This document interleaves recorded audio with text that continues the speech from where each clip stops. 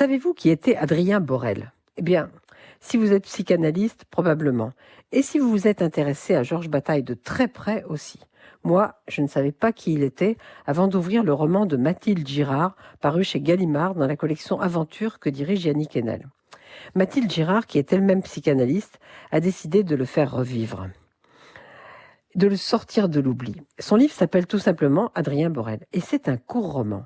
Et elle a eu tout à fait raison de faire un roman plutôt qu'une biographie. Elle s'est appuyée sur des correspondances et sur des notes de Borel, mais grâce à la liberté que donne le roman, elle emmène son lecteur au cœur du cabinet du psychanalyste. Borel, c'est quelqu'un qui a été un temps un homme très important, cofondateur de la Société psychanalytique de Paris en 1926. Qu'est-ce qui s'est passé pour lui? Eh bien, il a peu à peu été éclipsé par un brillant disciple qui s'appelait Jacques Lacan. Cela dit, il demeure mémorable et Mathilde Girard a tout à fait raison de s'intéresser à lui. Il a été le psychanalyste de Georges Bataille, donc, de Michel Leiris, de Colette Peignot. Et il était aussi quelqu'un de très singulier pour l'époque. Il ne croyait pas aux pratiques coercitives. Je vous cite une phrase. Il écoute ses patients avant toute théorie. Le dogmatisme l'ennuie. On lui reconnaît un tact critique incontestable.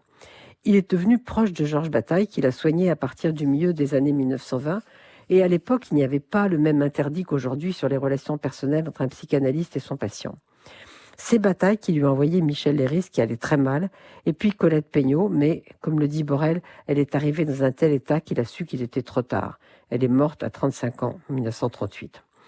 Borel se pose des questions. Il veut comprendre. Il veut comprendre la différence entre l'écriture de Bataille et celle de Leiris, leur rôle dans l'analyse. Pourquoi le premier transforme et le second fige? Eh bien, allez vite retrouver Borel chez Mathilde Girard, chez Gallimard. Et puis, si vous êtes encore curieux, eh bien, regardez Le journal d'un curé de campagne, le film de Robert Bresson de 1951, parce que Borel y joue le rôle du curé de Torcy.